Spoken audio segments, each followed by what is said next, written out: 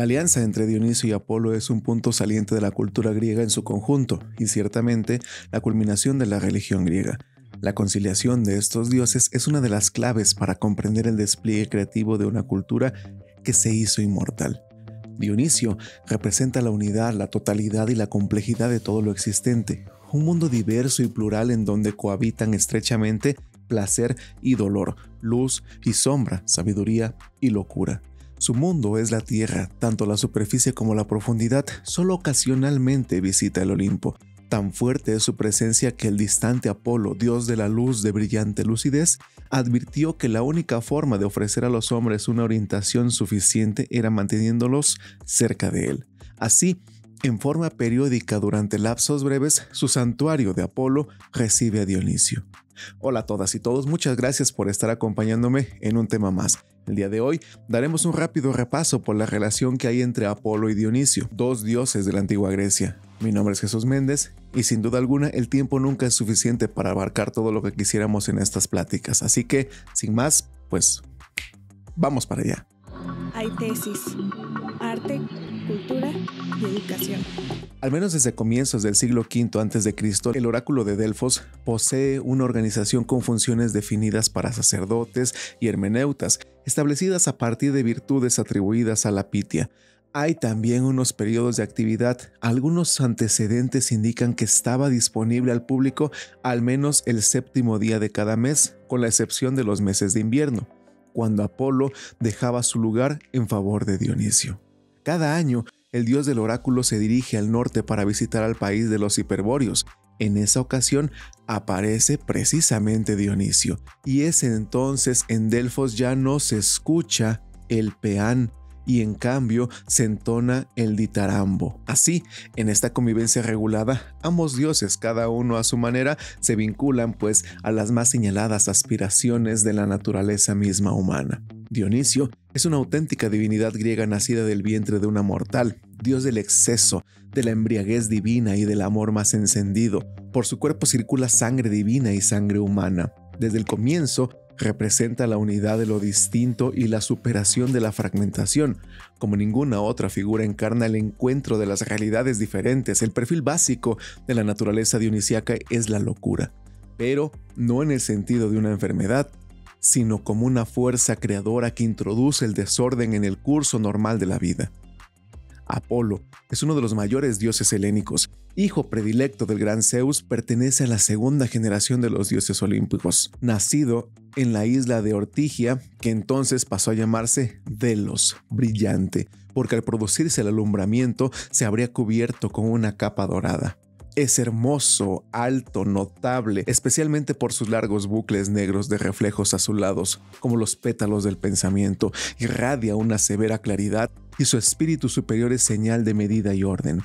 Es el espíritu superior destinado a producir las artes y las ciencias. Si bien no llegó a contraer matrimonio, fue un seductor tenaz, y sus aventuras amorosas son numerosas. En el canto final de la Ilíada, interviene con firmeza para poner término a la crueldad con que Aquiles trata al cadáver de Héctor. Dios de la medicina, la poesía y la música, conforme a su vínculo con el conocimiento y la creación, presidía los concursos convocados por las musas, sus permanentes compañeras. Apolo utiliza el arco y la lira, asociados a dos modos esenciales de su acción.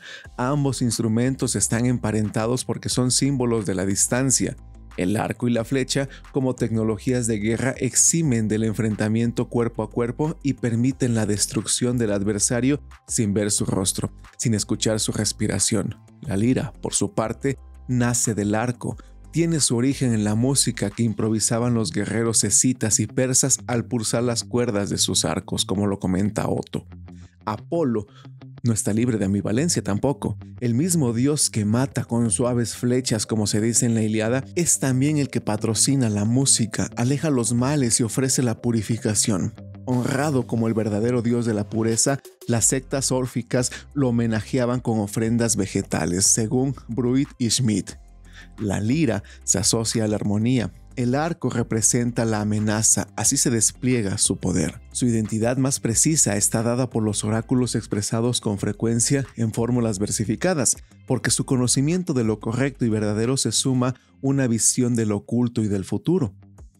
es quien revela la voluntad de Zeus mediante el oráculo, lo que de paso deja establecido su claro compromiso con la verdad. Al menos desde Homero, es el dios de los oráculos y muchos adivinos, como por ejemplo Calcante, llegan a dominar este arte por su intermedio, de acuerdo a lo que dice Homero en la Ilíada. Tiene una función inspiradora al igual que Dionisio, pero se distingue por su carácter sereno y ciertamente más moderado, obviamente.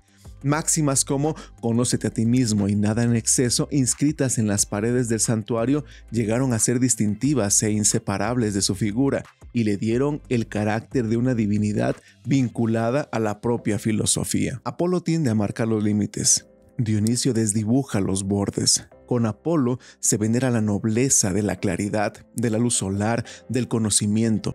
Con Dionisio, los seres humanos pues huyen de la polis y de sí mismos y se abren una nueva identidad en el entusiasmo, el entheos, con un dios adentro, poseídos de un vínculo indecible. El frenesí es una cualidad dionisiaca, la sobriedad apolínea, nos dice por ejemplo Jorge Millas.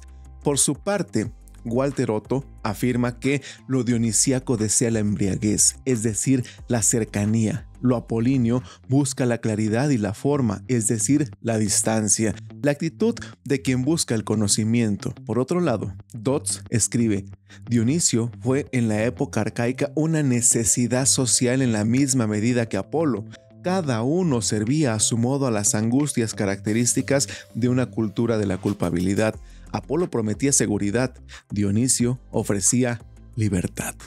En contraste con la distancia apolínea, con la reserva y el autodominio, con la superioridad lúcida y la trascendencia de lo verdadero, con Dionisio todo ocurre en el existir presente.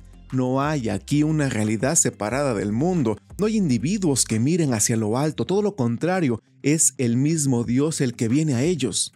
Con Dionisio, tampoco hay salvación o inmortalidad, no existen promesas de una vida distinta respecto de lo que cada uno tiene. Durante las grandes dionisíacas o dionisias, celebradas al comienzo de la primavera y por espacio de 3 días, todo se juega abajo, en tierra firme. En las procesiones se exhibe un gran falo, expresión de fertilidad, pero más aún como reflejo de su impulso creador y como símbolo de la excitación y la tensión vital que el dios provoca. Jean-Pierre Vernant escribe: plenitud del éxtasis, del entusiasmo, de la posesión, pero también dicha del vino, alegría de la fiesta, placer amoroso, felicidad de lo cotidiano. Dionisio puede aportar todo esto si los hombres saben acogerlo, las ciudades reconocerlo, como puede aportar desdicha y destrucción si se le niega, pero en ningún caso viene a anunciar una suerte mejor en el más allá. No favorece la huida fuera del mundo ni pretende ofrecer a las almas, mediante un tipo de vida ascético, el acceso a la inmortalidad. Por el contrario, los hombres deben aceptar su condición mortal, saber que no son nada frente a los poderes que los desbordan por dentro y que pueden aplastarlos. Dionisio no hace excepción a la regla. En su libro El nacimiento de la tragedia, Nietzsche reconoce en estas divinidades a los representantes vivientes e intuitivos de dos mundos artísticos dispares, en su esencia más honda y en sus metas más altas. Oposición y encuentro que ya estaban presentes en la literatura romántica alemana, un tema conocido que este filósofo recoge dándole una elevación desconocida hasta entonces. Su desarrollo permite un enfoque sobre el fenómeno griego que marca un punto sin retorno. A ambos dioses representan dimensiones esenciales, verdades eternas, y por esta razón están presentes en todas las culturas, aun cuando muchas de ellas prefieren desconocerlas. No fue el caso de la cultura griega, particularmente en la época trágica, que llevó este encuentro a su mayor expresión. Tuvo el valor de reconocer a ambos impulsos y de asumir la grandeza y dificultad de semejante unión. Sin embargo, este equilibrio, al mismo tiempo sutil y complejo, expresado especialmente en el género trágico, tendrá una vida corta. En algún momento, esta magnífica convivencia vivirá su declive y se desvanecerá irremediablemente. A continuación, el mundo moderno permanecerá preso de la cultura alejandrina, levantando como ideal al hombre teórico, equipando con poderosos recursos cognitivos siempre al servicio de la ciencia y ante todo del método. Esto último no ocurrió por casualidad. tiene unos responsables. Nietzsche menciona con especial intención a Sócrates y a Eurípides. Sócrates había tomado partido sin duda. Él mismo dejó expresa constancia de la preferencia que con especial generosidad le brindó Apolo, a través de su oráculo, como se comenta en la Apología. En adelante tendrá valor todo aquello que puede ser consciente. Sócrates inicia un racionalismo que desconoce la profundidad del ser, un saber sin sabiduría, desde el enfoque nietzscheano, obviamente.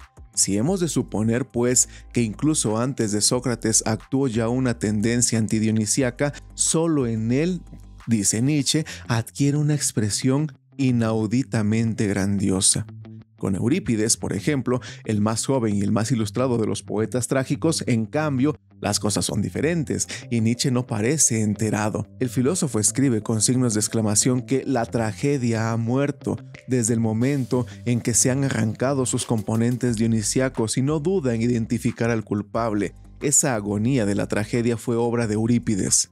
Con todo, es curioso observar que este poeta, en efecto, un crítico tenaz de los mitos, cercano a los sofistas y un resuelto partidario del pensamiento sin concesiones, es a la vez el autor de la única tragedia conservada dedicada a Dionisio. Podría intentarse una clasificación de las ciencias fundada en el criterio expuesto antes para estimar la coordinación entre teoría y realidad.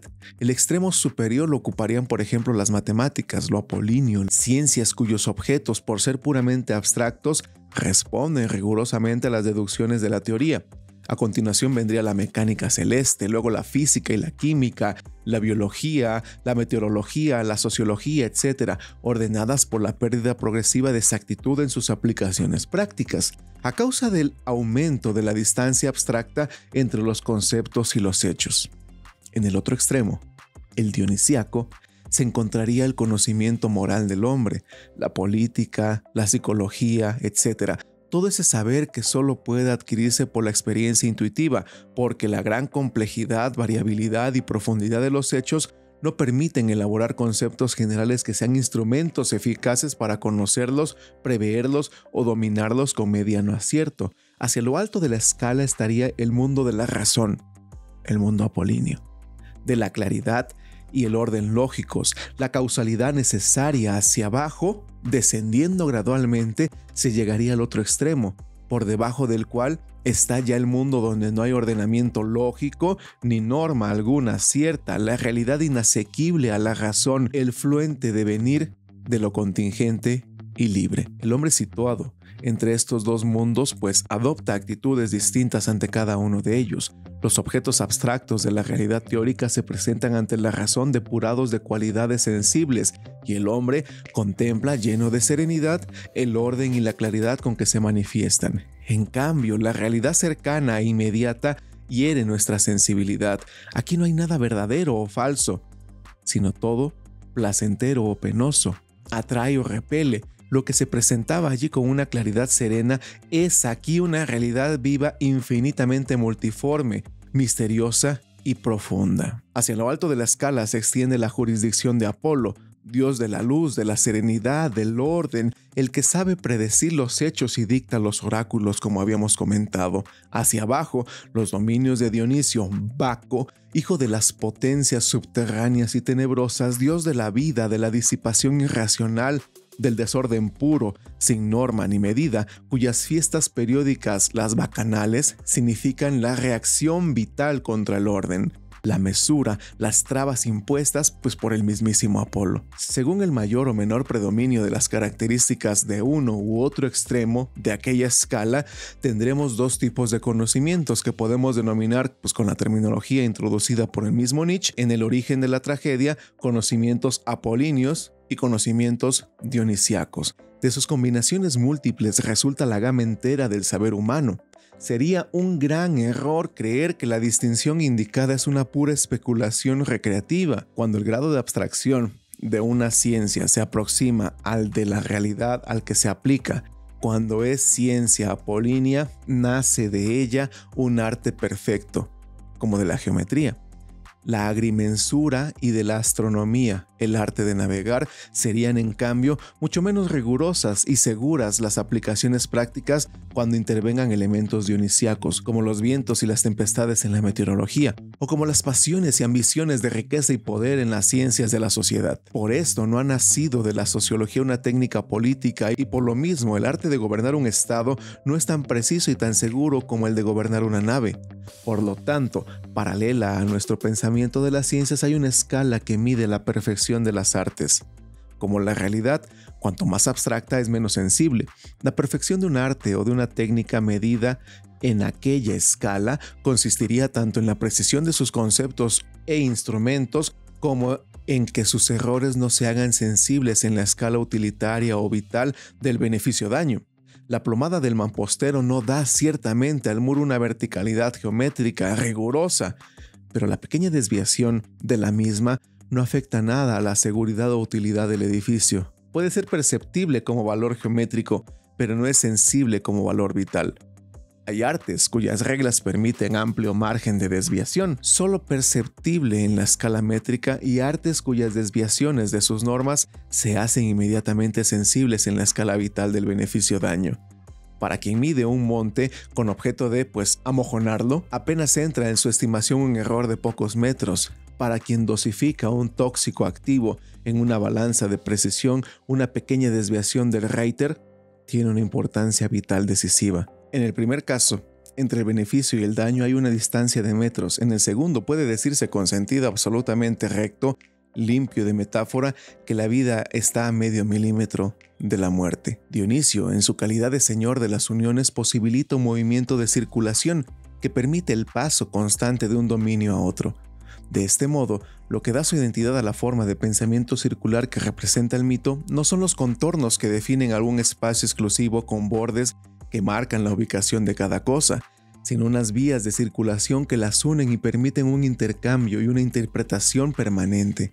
El simbolismo dionisíaco, dice Daraki, abunda en oposiciones binarias, pero las trata de un modo particular.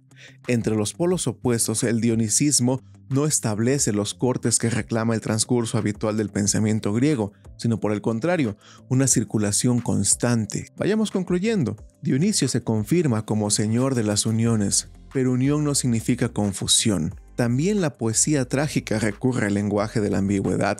La lógica de la tragedia frecuentemente lleva al espectador en un sentido y en el otro, pero sin desentenderse de ninguno de ellos, sin romper la continuidad, sin crear, disonancias. Esquilo, por ejemplo, propone un coro que advierte sobre la inestabilidad fundamental en toda existencia moral. Hoy gozas de buena salud, pero mañana estarás enfermo.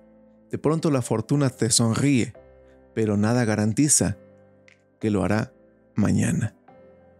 Muchas gracias a todos por haberme acompañado hasta este momento de la plática. Espero que haya sido de su agrado y de su utilidad. No olviden, por favor, regalarnos un like, suscribirse y dar clic a la campanita para que puedan estar recibiendo notificaciones constantes de todo lo que hacemos aquí, de nuevos temas, así como también cuando estemos transmitiendo en vivo. Mi nombre es Jesús Méndez y nos vemos en el próximo tema. Hasta pronto.